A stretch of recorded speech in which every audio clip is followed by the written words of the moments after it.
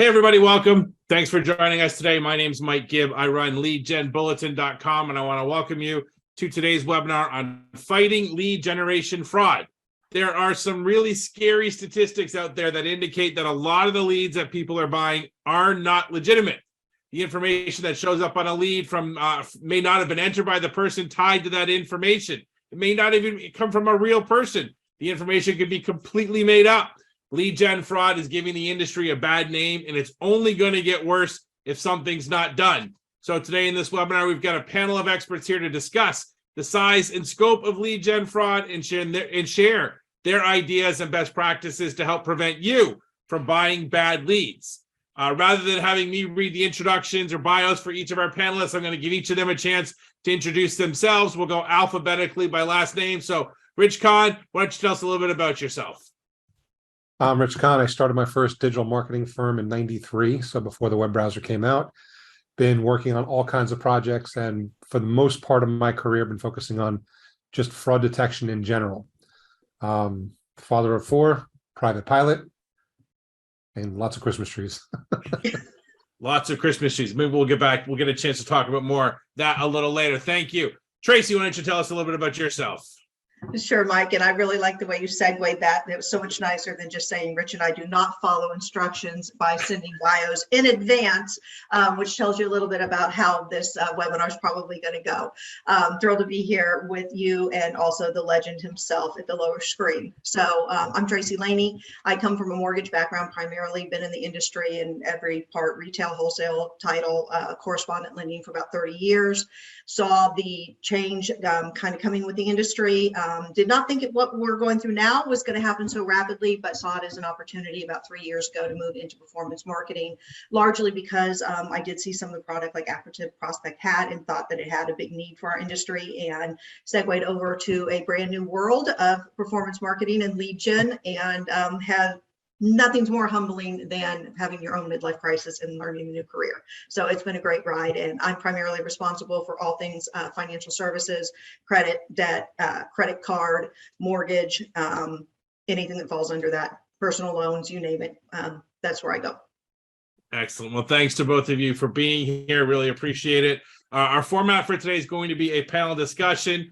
That means that questions from those of you watching us live are encouraged. You can submit your question, dropping it right in the chat or sending it in through the Q&A tab on your Zoom webinar control panel, which does have an anonymous button if you want to submit questions or comments anonymously, maybe because you don't want to be judged. If it's something maybe you think is a little silly or whatever, then definitely use the Q&A tab. But we welcome all questions and comments during our conversation today.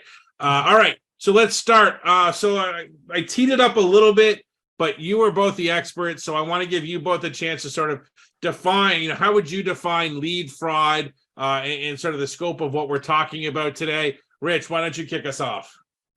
Well, lead fraud is when you have fraudsters, that's what we call them, attempt to game the system and the marketing side of things in order to get paid for something that's not actually happening. For example, if somebody comes along and hides themselves digitally and then puts in Mike Gibbs information, put your phone number, put your email address into something and submits it so they get paid for that lead that's being generated, that's an example of lead fraud.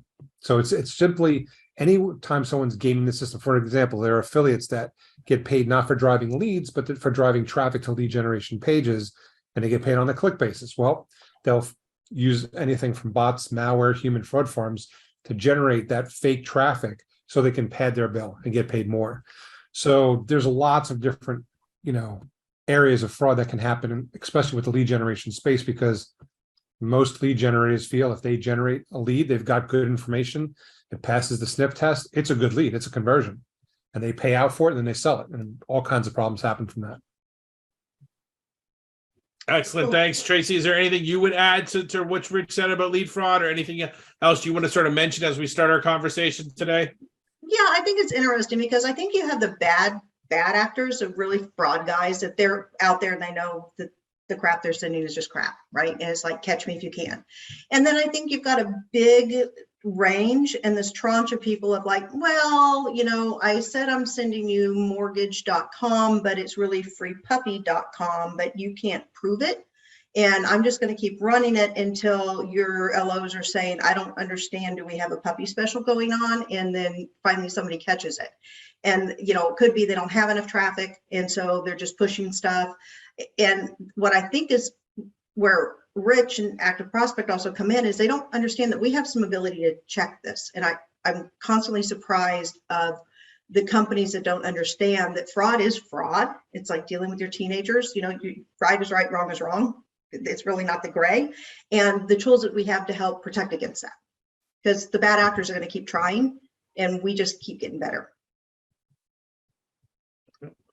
The types of fraud that we're talking about, do you find most of it is committed or perpetrated by humans, be that, you know, sort of people who are paid to sort of actively enter in bad information, or are you seeing more of this bot type, sort of automated type of fraud that's occurring? And I'll throw it open to whoever wants to go first this time.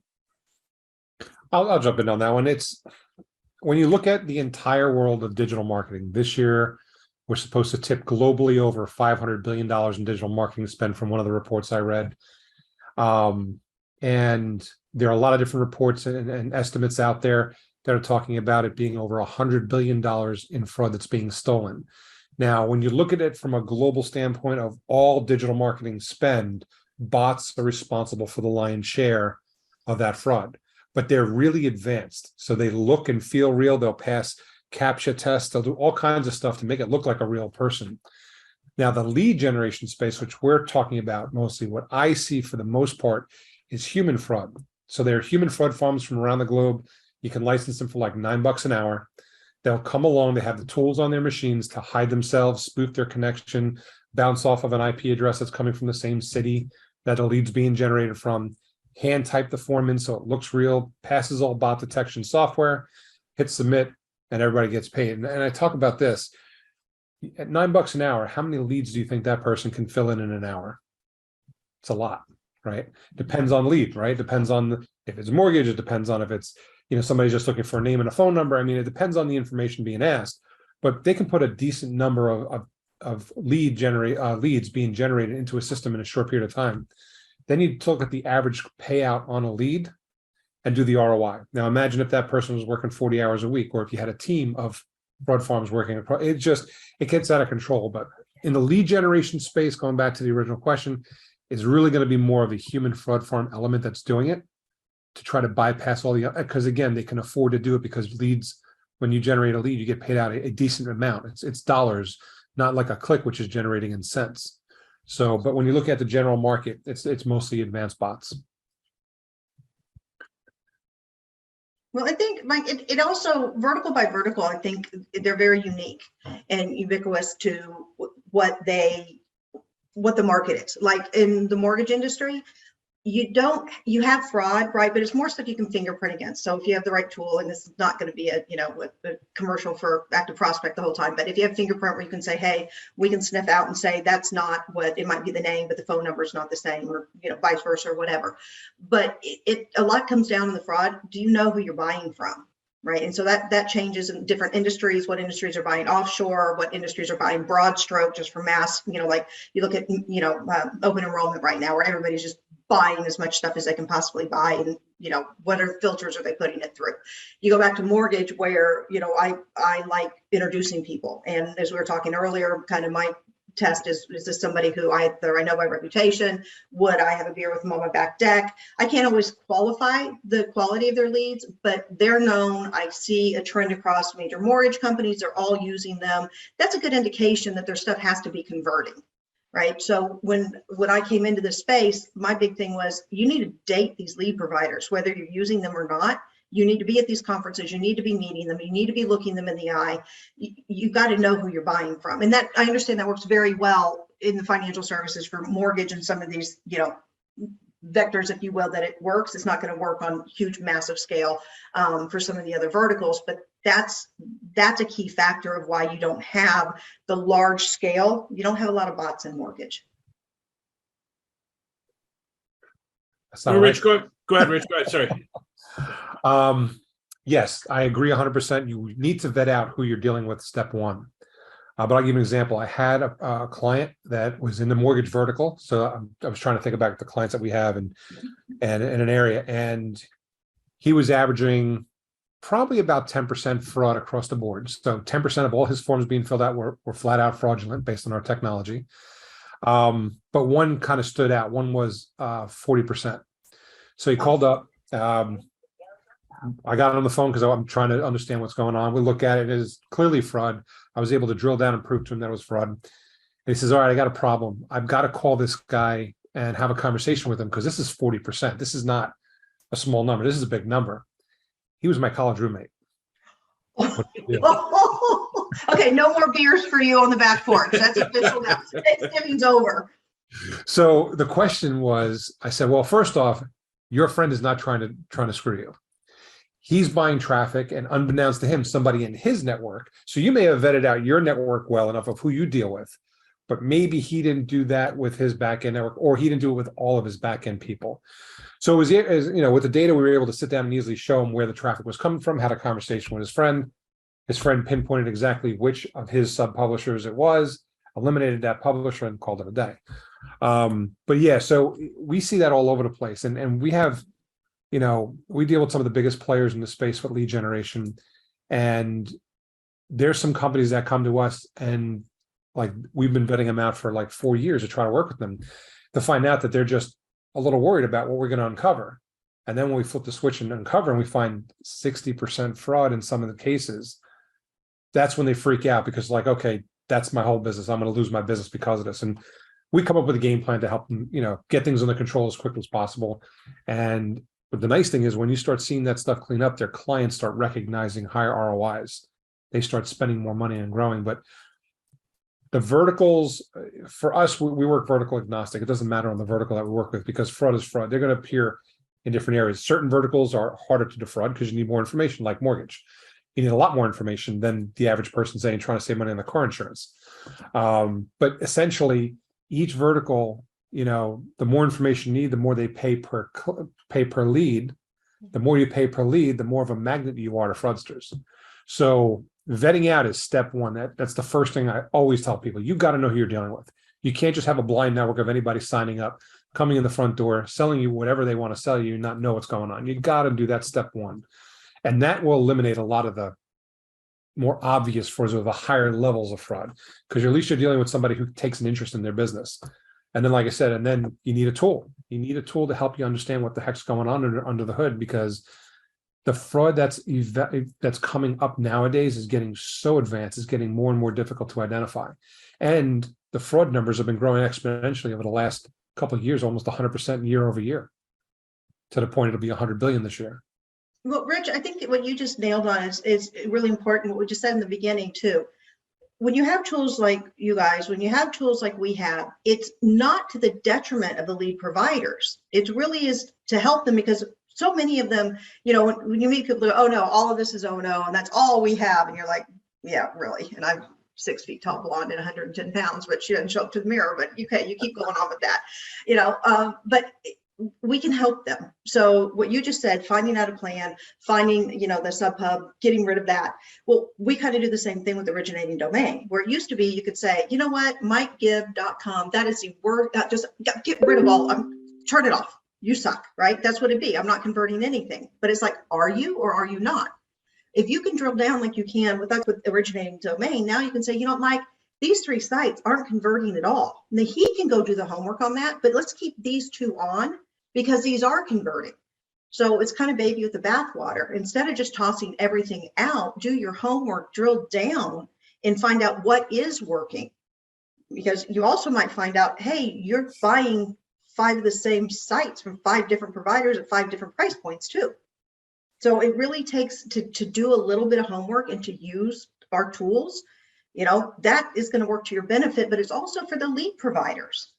People worry about, with this fraud, are we going to, toss this out or whatever, they're going to get mad, but they're really not. It's helping them find out who they should be working with. To your point, then the conversions are going to go up, their reputation's going to get better, their stuff's going to be more in demand, and ultimately they can charge more money. So it really does work from the buyer and the seller side to get to know us better. Plus You got to do the homework. You got to do the work. You can't. I've seen it way too many times where not a large company, not a small company, but a mid-sized company, they come in and they have growth goals. Salespeople get paid on commission, and there's nobody watching the quality. And that quickly spirals out of control because it's obviously a lot easier to get fraudulent traffic and get all these fake form fills out and kind of muddle the waters a little bit than it is to do it 100% the right way. Because what happens is as they start attracting more and more of this fraud, their numbers start growing and everybody's happy. But they got to pay attention to the details. You got to do the work to make sure what you're delivering to your client or to yourself, depending on if you're the brand or whatnot, you got to make sure it's real stuff. Otherwise, you're going to get yourself into a world of hurt. I mean, TCPA lawsuits are flying like crazy.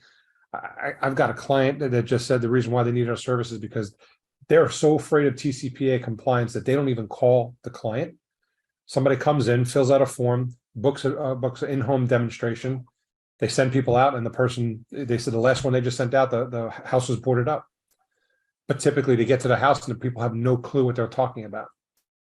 So now they're wasting all their time, but the company doesn't want to make the call because they're afraid of TCPA. You can just introduce them to us. We'll take care of all of that. I got them covered.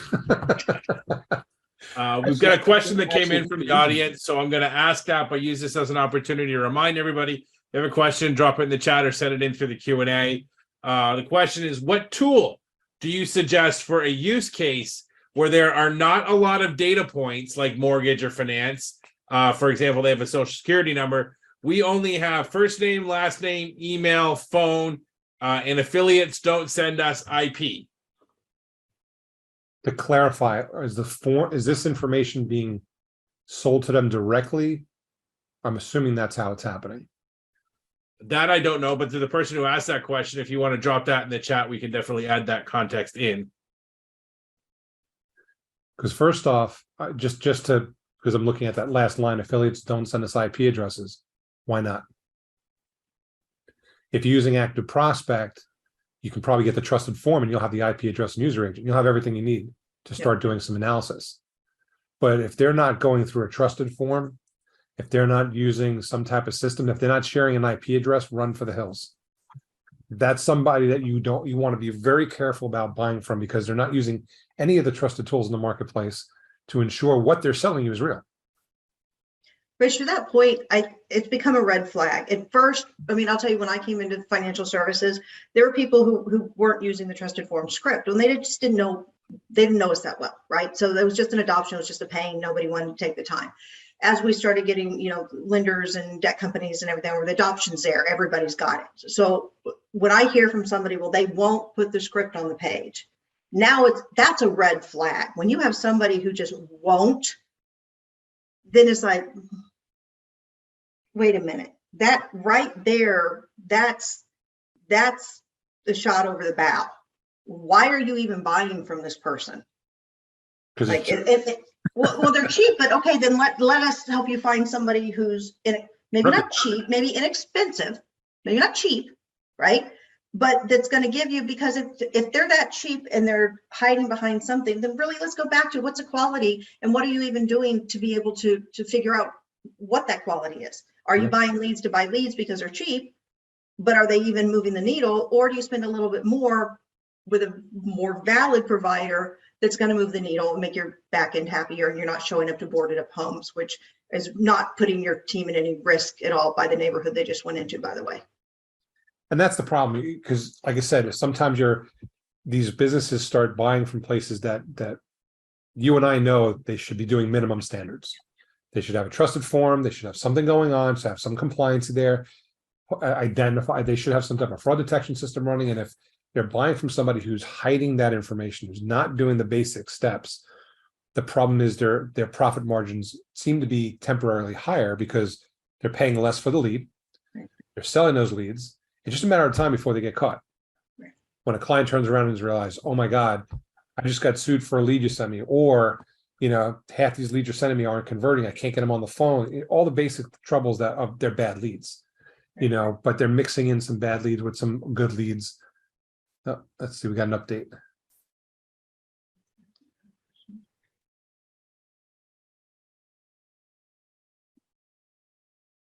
Right.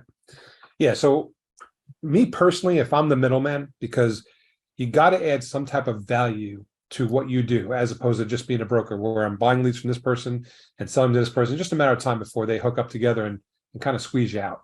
So what you want to do is you want to make sure you're delivering quality so they never ever question the relationship. And one of those would be making sure you're using a trusted form or a Janaya for compliance. That's going to give a lot of information, a lot of credibility to the leads that you're buying and selling. Next thing I talk to people, I always talk and preach fraud detection, because just because somebody passes a trusted form ID doesn't mean it was filled out by a real person. Bots fill those things out all the time. Human fraud farms fill them out all the time. So when I talk to Steve Rafferty, he'll tell you, they'll be the first one to tell you, like, we do a great job of compliance and all this stuff, but we don't know who's behind the keyboard. That's when they'll recommend us. So it's a technology stack that you need to put together to make the quality of your leads better, so that when you're selling to the actual end users, they're having high quality, they're having great success, and they're going to use you for years to come. So it's really important to have those best standards in practice as the middleman, in order to be able to funnel quality leads from your where you're buying them from to your buyers.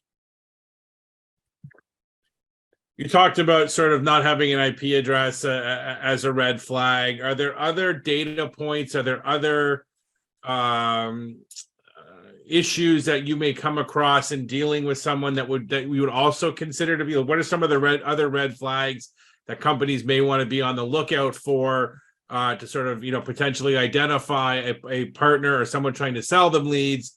Maybe that those leads aren't going to be, they're going to be fraudulent. Tracy, you want to start? Yeah, I'll jump in there. So everybody, I think sometimes people look through, I look at our product like a kaleidoscope. I see all sorts of things when I look through it, right? A lot of people, when you say Active Prospect, they think, oh, just TCPA. But we're like huge, right? We have bulletproof with Anura in our stack. Exactly. You come through, a lead comes in, and it's part of, we're integrated, right? So you can use them with us, right? It's not all this back end work with your team has to do. We can take care of it for you, working in tandem with them. That's why we're such great partners. But we have other things that we can do, like page scanning. And people think, oh, page scanning for TCPA language. Well, yes, of course, that's your safety. Put on your seatbelt, check for certain words in there, make your legal happy.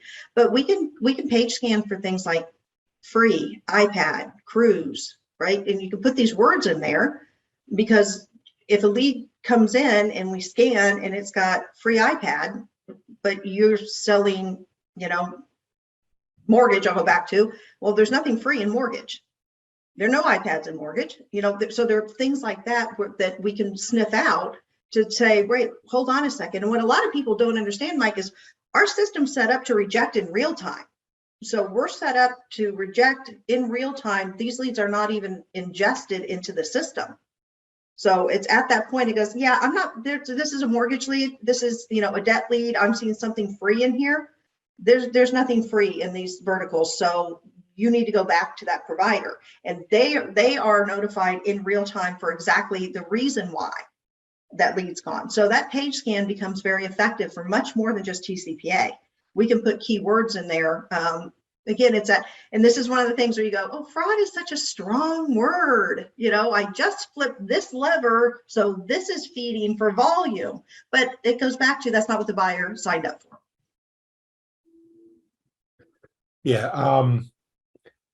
For me personally, if I'm the middleman, like I said, if I'm buying leads, or if I'm the end user, I'm not going to buy leads unless they've got a trusted form ID, or they got a lead ID, they got some kind of back end compliance as part of it. Because again, if you want to build a company, you want to build a brand, you want to make sure you're calling compliant leads. You want to make sure you're calling real people, and you don't want to run into that issue of, how'd you get my information? How'd you call me? I'm sick and tired of this. I just saw 1-800-TCPA lawyers. I'm coming after you now. You don't need that. You don't need that headache. The other problem too is, if most of your end buyers are going to have call centers to call these leads, if 25%, which is what we see, of these leads are fake, well, think of the reps on the phone. The reps on the phone. This is actually, the client told me this. The reps on the phone are happier when they're calling real people that wanted the product, so they can just do their job, as opposed to calling people and getting yelled at, or even had a client have a death threat. Oh, yeah. Because he's just so sick and tired of getting, because this guy's information was obviously sent to a couple different verticals, and his information was used because it passes the data test, right? The name and the email and the phone number all match. And he just happened to be with the last person calling him of a string of people. And, the average person gets a leads calling it what, 10, 15 times in the course of 2 weeks, which is maybe reasonable. Now, if you imagine that same lead is sold to 10 different companies, now you get 150 phone calls, you're upset. As a consumer, you're upset.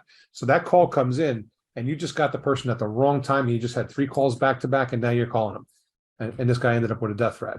So yeah, information that you want to get, I wouldn't be buying leads that don't have at least a trusted form merger or lead ID, something attached to it.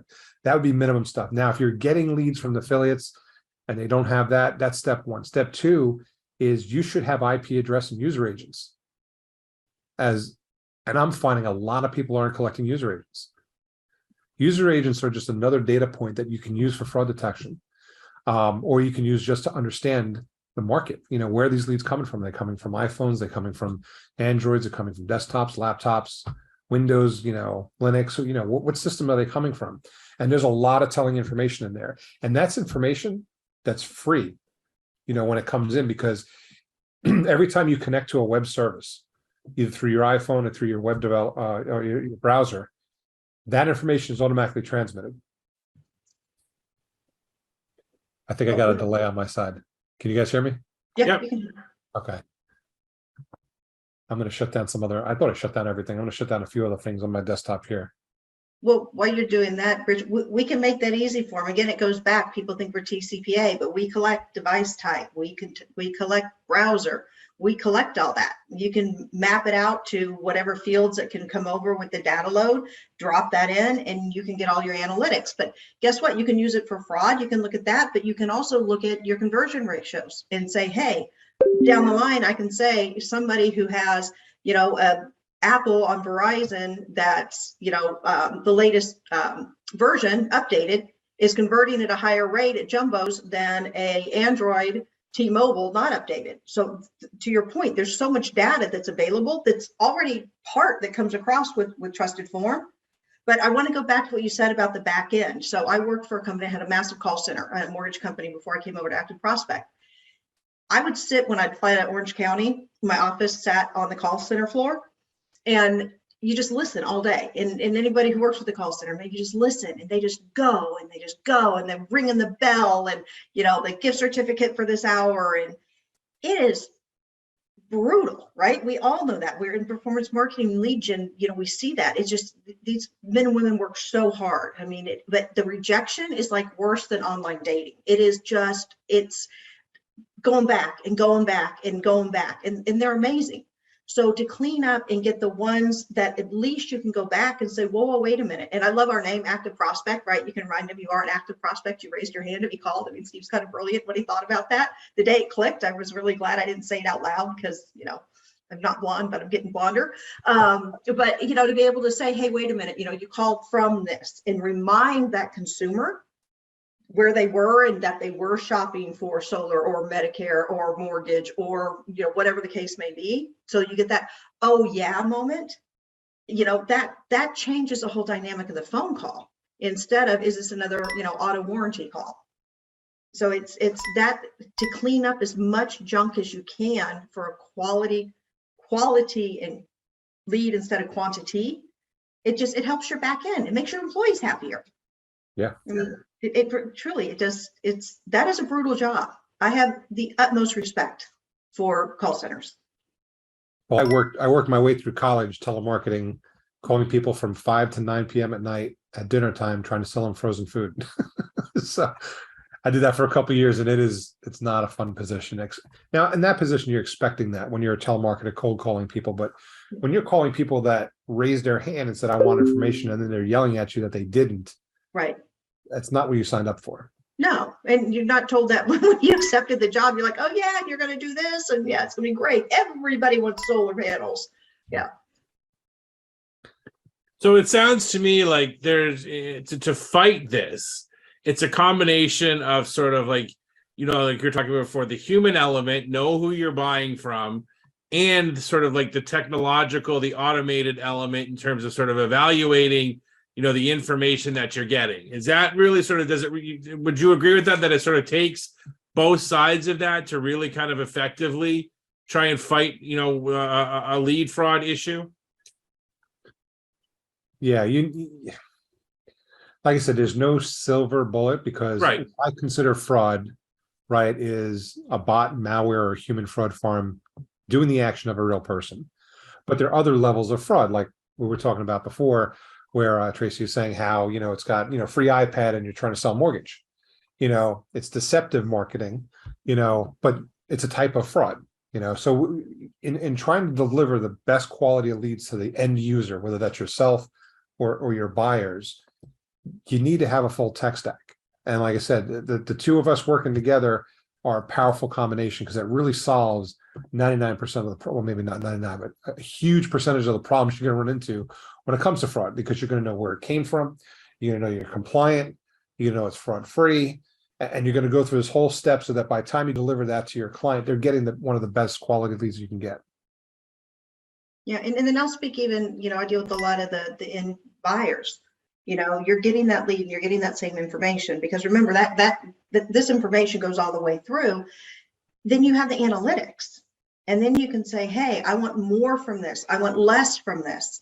You can have an improved relationship from who you're buying from, but you can do the analytics to even know where you want to route these leads to these call centers, right? You've got a better performing loan officer, you've got a better performing closer, you've got a better, I'll use a crazy example, words per minute, think Medicare, right? Typing speed, things like that. If you're in Medicare and you're kind of in that boiler room during open enrollment and you're turning, burning to get, policies sold, well, think about if you have Martha and she's on that page for just a huge amount of time. Well, wouldn't it be smarter to know the analytics behind that, to send it to somebody who's specifically comped to be on the phone longer with that older consumer, right? Because Martha doesn't want to get back online to go find somebody else.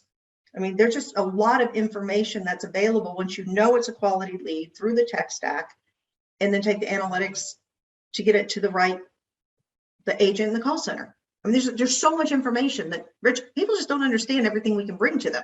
Yeah, they truly don't. And if we think, and now one thing we haven't talked about, Mike, is lead spin. If you can get out, can I say crap? I don't know. We're not on television. Yep. We're Swearing on, is encouraged. we're on video, right? So we can get the crap out. Then look, and we look at like anywhere from 8 to 15% plus across all verticals. Now, what does that relate to in your lead spin, especially with the more expensive leads that you were talking about? And I like found money, right? It's kind of like putting on a jacket in the winter and you're like, oh, a 20 from when I was in Manhattan, right? It's found money. So even if you take that, especially in tightening markets and changing markets, and take that found money and turn it right back into your lead spin, I mean, what CFO is not going to be happy about that? We rejected all of this in real time. Plus, you're tightening up who you're buying your leads from, because who's, they're not all bad actors. They're just doing what they got to do, right? But you're tightening that up. But then you have this kind of found money to say, hey, I'm going to add this right back into my marketing budget. You have to have a plan. You can't go on a road trip without a map. You can't be in lead gen without a plan and somebody looking at the analytics. It's not just about volume. Volume doesn't solve all problems. It's quality at the end of the day. we always talk to our clients and tell them the same thing. It's like, obviously the volume is how you're paying your bills today, right? Because you've got operations, you've got employee costs, but the quality of your traffic is how you grow your network. Right. Because if you have, the average is 25%. If you have 25% fraud floating through your network, you're going to have people that are willing to purchase from you. They'll smart price you, but they're going to purchase from you. However, you eliminate that garbage and reinvest it back into the good stuff for them, their ROI jumps. They're going to want to spend more money with you, and then they're going to spend more per lead because they're more valuable to them. So it takes smart pricing in your favor. So yeah, it's important, like I said, to reinvest that back, because it's not a matter of just cutting out the fraud or whatever parts are no good. It's taking that and you still continuing to hit your budget, but on good stuff, and that good stuff yields a much higher ROI. Is it possible to quantify the impact that lead fraud has on a company? I know you mentioned $100 million, Rich. But if you're looking at it from a company perspective, marketing effectiveness, legal exposure, damage to the brand, is there a way to quantify the impact that lead fraud is having on companies? Well, there's 5 negative impacts, and it's actually 100 billion with a B loss this year in fraud. Right. So big industry, right? But so I always tell people, when a bad lead gets through the system and ends up in the hands of a brand, and they pick up and they make that phone call, there's 5, actually, I always say 4, but a client actually added a 5th one for me. 5 negative impacts that affect you as the end user. First off, that lead's never going to convert. They didn't fill out the form. They're not interested. And at the end of the day, you're going to spend a lot of time and resources trying to get that person on the phone to find out that it's not going to convert. So ROI suffers. If you're a big brand and you call enough of these bad leads, you can start developing a brand reputation issue, because people are wondering how you got my information versus what you're trying to sell me. Number 3 is it takes longer to reach somebody who's not expecting your call. So in this day and age, if your phone started ringing right now and you didn't recognize the number, the average person is not answering the phone because of robocalls, because they're just tired of getting calls from people that they don't know. However, if you filled out a form online, hit submit, and a few seconds later your phone's ringing, you're going to answer because you're kind of expecting the call. So you're going to spend more in call center resources to try to reach a bad lead than you would a good lead. So it increases your call center resources. Number 4, if you call somebody who didn't give you express permission to call them, you're breaking TCPA compliance. And then finally, if you have a call center who's basically calling on leads that are supposedly hand raisers, that people called up and said, I want more information, and they're getting a good percentage of those leads of people yelling and screaming at them for calling, you reduce the morale of the call center, and then you reduce the production of that call center rep. So there's 5 general basic impacts that happen because of that. So quantifying that is going to be difficult as far as putting some actual numbers behind it. But on the average lead generator, lead buyer that we work with, we're seeing an average of 25% of their leads to be garbage or fraud or IVT or whatever term you want to apply to it. But these are people that did not fill out the form.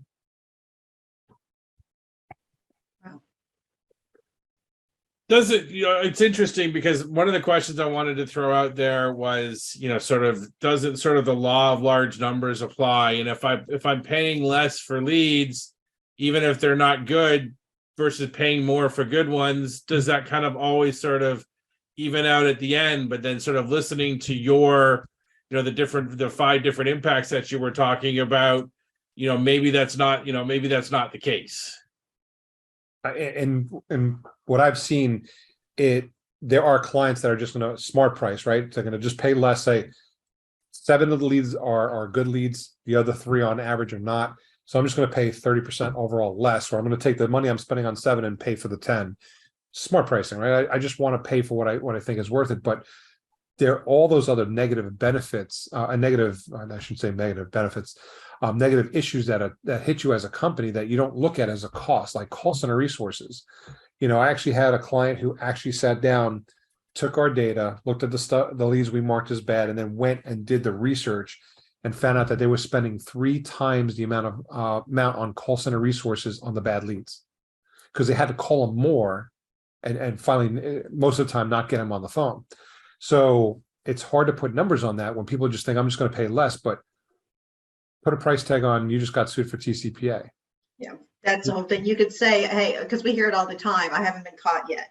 It's not an issue, or they've had a little one where they just pay out a couple grand, it's not worth that insurance until it's not, so all the numbers are making sense until it doesn't, and that's what the repercussions you have to look at. And it's I hate turning into my parents. You speed down that highway, every day and don't get a ticket, until you do. And then the brand is, that's what's could be very painful. And it's not just the smaller guys flying under the radar too. I mean, some of these smaller shops, no matter what vertical it is, it can just take one good suit and you're out of business. It's these guys are tenacious. Let's put it this way: towards the end of this year, it should be coming public. I'm an expert witness on a lawsuit that's $1 billion lawsuit. That's going to hurt. I don't care what size company. They lose, and in my opinion, they should, based on what I saw, that's $1 billion lawsuit. That's a big bite. Now, think of it this way, even if you're a small company and you get these onesie twosies where they call up and they try to settle for, a couple $1,000. If you call a lawyer, defense lawyers in TCPA right now are charging anywhere from $1,500 to $2,000 an hour from what I'm seeing. Yep. That's a big bite. Well, Rich, they have the first one I've seen since I've come on, and I haven't talked to, our friends, the TCPA attorneys specifically about it. I haven't seen them, but there's a suit right now that's personal liability for $12 million to the CEO. And it's not even a California circuit court, which is the biggest shocker, right? But there's personal liability to TCPA that people forget about because it really is kind of stuck in the corner. But to see how that goes down too is another biggie, because, that's something people don't think about. Yeah. Is you can be personally liable. So you can be a mid-sized shop and think, oh, whatever, but be in the wrong court, be in the wrong, and at the end of the day, you don't want to have a judge that's been blown up 150 times because a lead was sold, right? So it's still arbitrary in nature as to how a court's going to look at it. But at the end of the day, everybody's irritated by this. The winds are not in your favor. Yeah. It's a big issue.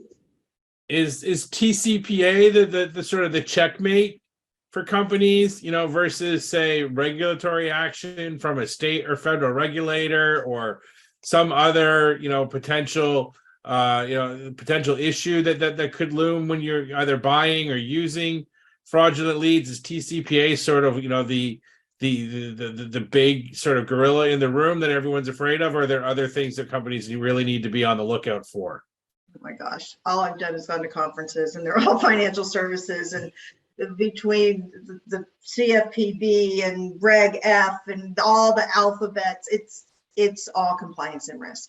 I mean, and it comes down to, I think, having been in financial services so long, I think your leadership team, whatever they've been burned by, the last is probably at the top of their list.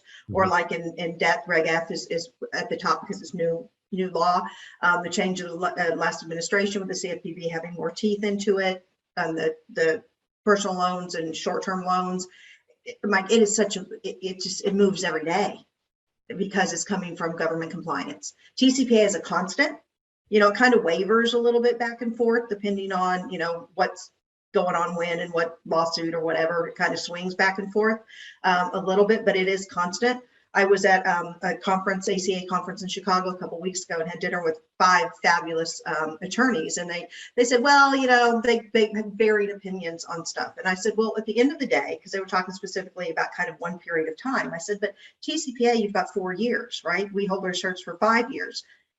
You would have to go and look at what exact timeline the courts had ruled what to decide whether or not you could win TCPA if Rich came to ABC, solar company 4 years from now, right?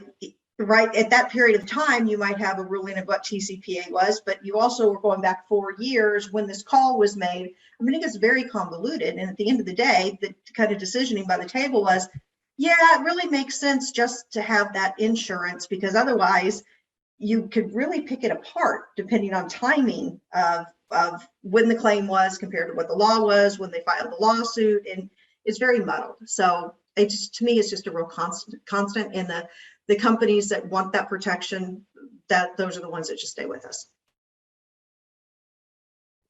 Yeah.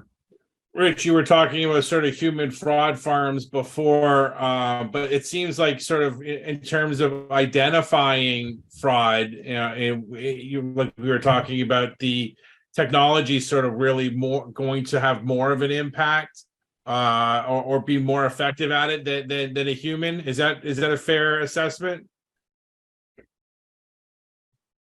Most of my competitors in the marketplace are focused on bot detection because bots are synonymous with fraud, right? Where they fail, a lot of them, is in identifying human fraud farms, because what they're looking for is they're looking for behavior, they're looking for timing issues, they're looking for things that are automated, they're looking for automation a lot of times.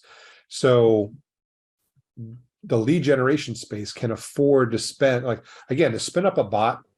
I'll give you an example of a quick click bot, maybe attacking Google or Facebook or something like that. So a bot spins up and it starts researching Google. And this is a bot that I found and I was studying. And what they did was they went to Google and they were searching, let's say, mortgage rates, housing markets. They stuck in a vertical. They were vertical specific bots. And they would spend 3 days researching the internet, spending more time during the middle of the day and less time during, mornings and nights, just doing some generic researching, not a lot, but enough to start building up a social profile over the course of a 3-day window. And then once they've had the 3-day window built, that bot would then attack a PPC network or whatever the attack was focused on. And it would just focus it for about a half an hour, shut down, recycle. Now, because it's a bot, you could spin up tens of thousands of those in an instance in the cloud very easily and just have them running around committing click fraud, for example, is a great example. However, those bots are easier to detect based on certain criteria. So human fraud, it's a human, right? They're typing at different speeds, they're putting information in differently, they're coming from different locations. If you put pick out all the stop signs, they're going to do it with the same accuracy that any one of us does it. I think it's 76% of the time we'll get them right. But you're looking at all these different events. Humans are much more difficult to detect because they're humans, they're real people, and there's no automation there. So what happens is trying to identify those human fraud forms gets more and more difficult. In fact, if you look at it as a general population, last year it was $42 billion in fraud stolen. This year it's over $100 billion. It's crazy. It's growing and the year before that it was 19 billion. So it's growing at an exponential rate, which means as a whole, as a society, there's not enough people taking advantage of the advanced fraud detection systems that are out in the marketplace. They're looking the other way. They don't want to spend the money. They see it as an expense versus somebody's going to help grow their business. So just like Tracy was saying before, people didn't know about ActiveProspect in the beginning because they were new. They have a great technology. They're going to help you solve a lot of problems, and they just didn't know about it. So now they've been around for a while. They've got a name in the industry. People know about it. So people not using that technology, now it's shame on them because they know that software exists. And when you put it all together, when you're building a business, the cost is not cost prohibitive. It's just something that people need to do. And it's the same thing with fraud detection technologies. There are good fraud detection technologies. Like I know the two big players in the space when it comes to what ActiveProspect does is ActiveProspect and Anura, and they obviously have their own unique set of tools, but they have some crossover. So when people hear about it, those are the two big names. In my space, there's 75 to 100 companies that do it. There's only 8 of us that are actually certified by a third party to do it right. So there's still a lot of competition in the space, but everybody knows that there's fraud detection companies out there, but they choose not to use them. And that's causing the doubling of fraud being stolen every year because they think they can catch it on their own. The data says guys are always smarter. I mean, they don't use their powers for good. No, and the funny thing is there's no law against ad fraud. Yeah. Not yet. Although the one that I hear they keep talking about is actually making the person selling the fraud responsible because they're not going to be able to trace the guys that are committing the fraud. They're able to hide themselves thanks to the privacy policies that exist, and all the browsers are going. We wrote an article, or I should say I wrote an article on how Google is hiding fraudsters. They're making it more and more difficult to catch the fraudsters because they're trying to do it in the interest of privacy. But that's not what's happening. Another question from the audience. It sounds like a tech issue, not a legal issue. Is that true? It's a tech issue to solve. If you don't solve it, it will then become your legal issue. Yeah, just the one TCPA, right? It's a tech issue. You can solve it by getting consent to call. Yeah, this is we've been in a number of panels where I've had lawyers on the stage that defend against this stuff, and they flat out said it's a legal issue. I mean, it's a technical issue that you need to solve using technology. If you don't solve it, it will then later become a legal issue that you need to solve at that point. So let's say I come across let's say I've got a portfolio or a database of leads. I come across one that I determine to be fraudulent. What do I do then? What are some of the next steps after somebody uncovers a lead or a number of leads that are fraudulent? Well, the nice thing is with our technology integration with ActiveProspect, you reject it before you buy it. Yeah, it wouldn't even be ingested into your system. You don't pay for it. There's no now the place where you're buying it from is going to wonder, why aren't you buying this lead? And all you got to do is turn around, it's fraud. Yeah. I don't want it. Sell it to someplace else. And take that money that you were going to spend on that lead and go buy another lead that's real. Mm-hmm. This way you're not paying for it and you're not selling it. Because the last thing you want to do is take a lead that's bad because you chose not to use the technology, sell it to your brand who's buying it, and then have them have a TCPA issue. Because guess what? I guess I can say, wow, we're on a podcast, right? Shit rolls downhill. Oh, and They're coming after you because you sold the lead. And let me tell you, even since I came to ActiveProspect a little over 2 years ago, the amount of publishers that have our service every day the growth exponentially is growing, because just what Rich said, it used to be they'd go after the brand, but then they started getting smart and they're going to follow it all the way down, and they're asking money all the way down, right? Because somebody's going to pay them. And the problem is, even some of the smaller guys, I mean, I had a really good buddy get a known litigator through to a very large mortgage company. At the end of the day, will he have to pay? I don't know, right? He's a good buddy, but he didn't have trusted form. But he still had to hire an attorney. He had paying what Rich is saying that he's paying. He had to go through all the legal hoops, and he still doesn't know what's going to happen. But they went all the way down, and this is not a very big shop. He just had a kind of a unique program, and he's knee deep in it. Everybody gets named now. It's crazy. And the sad thing is, think about it. You've got a busy day to begin with. You know, if you're running a company, you're in a situation where you're running a division, you've got a couple people working for you. The last thing you have time for is to deal with a lawsuit. And especially one where you have no idea where it's going to end up. Well, I want to share this too. So I happened to be at Traffic and Conversion 2 years ago. I wasn't at the conference. I was in San Diego for something else and was visiting with a girlfriend from a vendor who was there. And this guy sat down where we were having dinner, and he said something about TCPA. And I was like, okay, wait, I'm sitting here at dinner. Just wait a minute, I'm at the bar, and started telling his story. Well, he had actually talked to us the summer before, had decided not to use the service. He was in the middle of 3 lawsuits because what happened is this woman had sued him. He couldn't prove TCPA. She went and searched out 2 of his other companies, because she figured if he didn't have protection with this company, he didn't his other 2 companies. Set them up, which that's legal to do, right? You can go on Instagram. There's a dude who will sell you a kit and a burner phone and a demand letter and everything, right? And then went after the other companies as well. And the demands went from like $5,000 to $16,000 to like $27,000. Yeah. I mean, so these are very smart people. They're not just all one irritated, homeowner getting mad. These are very smart people, and they will find ways. And once they find one way in, they're going to see if they can find other ways in as well. Yeah. So, Rich, you were throwing out numbers: 19 billion, 42 billion, 100 billion. Is this just going to keep getting exponentially worse in perpetuity, or do you see something happening where the tide can get turned? Well, if the tide doesn't turn, there's going to be more fraud than real traffic. That's going to be a market shift. So I have to believe, companies like myself are fighting the good fight, trying to grow our customer base to try to put an end to that exponential growth. Because right now we catch on average 25% fraud, but the numbers that we're seeing suggest close to it, about 20% fraud. Last year, it was probably 12%. I think, if I remember the numbers correctly, 12% a year before, maybe 5%. So it's been growing exponentially. At what percentage of bogus traffic does it become unprofitable to continue buying in a vertical? And that's different for every vertical, every company.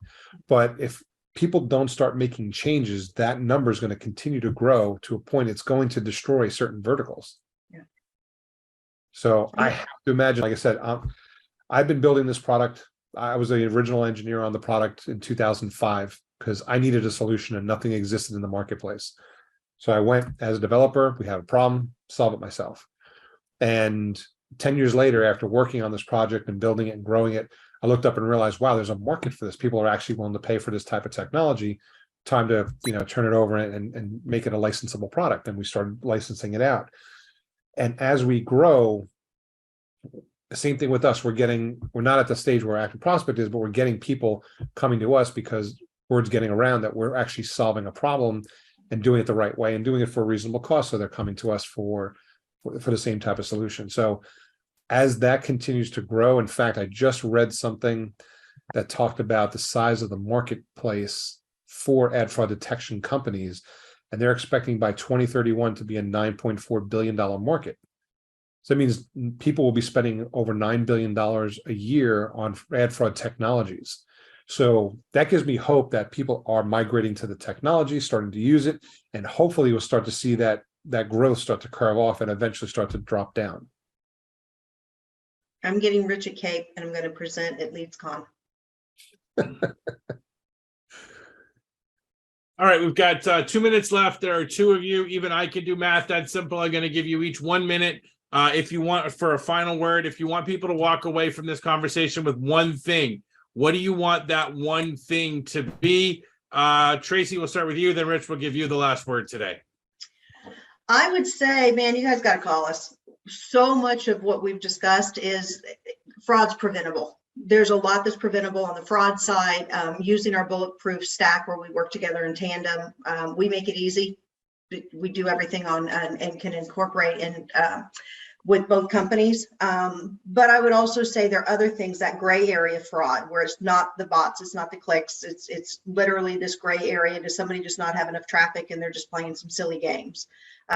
Or are they not as stout as they think they are? There's a lot of stuff we can reject at ActiveProspect in real time, but can also give you a lot of data intelligence to start buying smarter leads as well. So you don't know, we're a hell of a lot more than TCPA, but you'll have that protection. But I guarantee we're going to improve your ROI.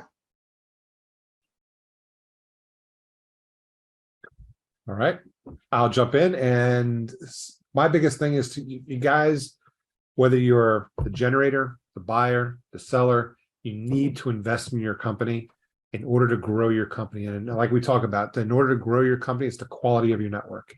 You have to put tools in place. And I'm going to say fraud detection, I always put at the top of the list because it's such a huge part of what's happening and what's growing. And a lot of companies are just looking at it as an expense versus an investment in growing their company. So from a standpoint of your company, you got to look at it more of as an investment, because if you don't start investing in the right tools, you won't be around tomorrow. Excellent. Well, Rich, Tracy, I want to thank both of you for taking time out of your schedules to be here today. I appreciate you sharing your wisdom and your perspective on this important topic. I want to thank everyone watching us live. If you're watching a recording on leadgenbulletin.com, thanks for that. Our next webinar is scheduled for Thursday, December 8th. How to defend against TCPA lawsuits, coincidentally enough, based on what we're talking today. Have a great panel lined up for that. So we look forward to seeing you back for that on December 8th. Until then, everyone, thank you for being here. Please stay tuned to Lead Gen Bulletin for more news and updates in the near future. And we look forward to seeing everybody soon. Thanks, guys.